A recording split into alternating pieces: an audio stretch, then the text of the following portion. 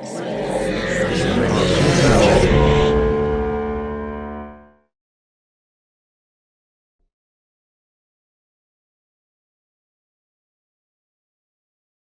Lunchroom and Mr. Birke. I thought this was really fun. I loved the puppets. I loved the I think you would call that artistry that comes along with not only creating a full, you know, dialogue and a story and a script and all of that, but then also having the puppet work that goes into it as well.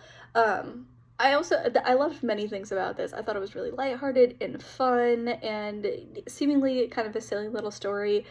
I love that it kind of drops you into the middle of this. It gives you no context whatsoever that this chicken does in fact go to school, that these people know the chicken, have at some point, it said something about, their lunches are always so great or is so taken care of or something along those lines, but has never truly watched the chicken eat the lunch, which again, have questions about.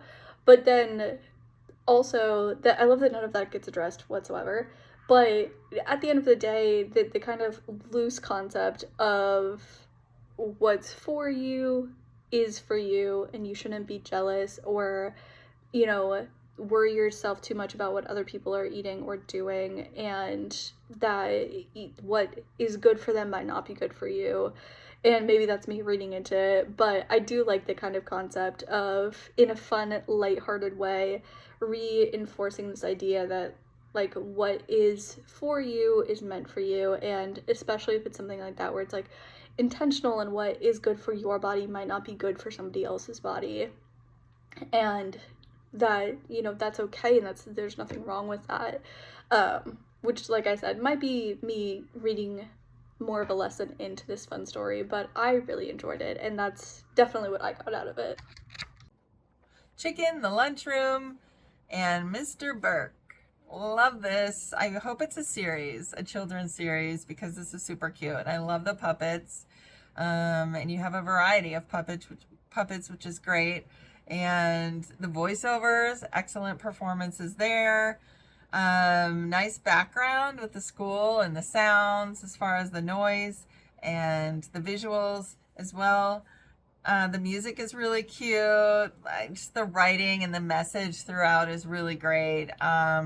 Really well done, because I think kids will really hear the message without it being shoved down their throat, so to speak. And, it made me laugh. With the chicken wanting to eat everybody's food and then getting sick, and sticking to the food you are supposed to be eating, and then the kids looking at that food going, oh my gosh, what is that?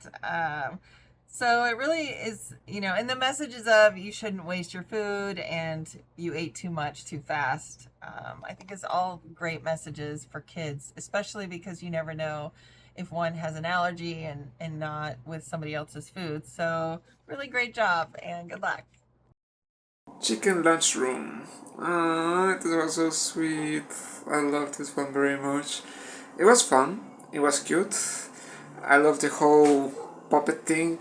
And chicken was so sweet, so lovely. I love that little creature, and I really like this story too. The message of not eating other people's food, which I think is the surface, but deep down I think that the film is trying to say that every person has different,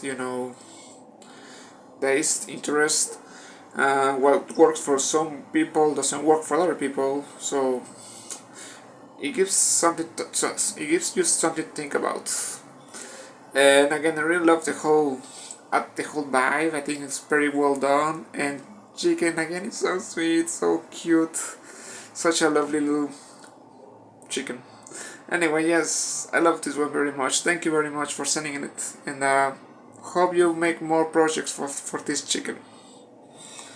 This film was called Chicken, the Lunchroom, and Mr. Birke. This was a cute short. What set it apart for me was the puppetry. The hand puppets were very well crafted and moved very much like those in Sesame Street. Their costumes were well conceived too. The premise of the film was hilarious, as the chicken's diet of bugs and worms turned off the other students from eating. The wiggling worm coming out of the chicken's tray was so funny. The turned off facial reactions of the other puppets made me chuckle. Good use of scene backgrounds and school voices sound effects.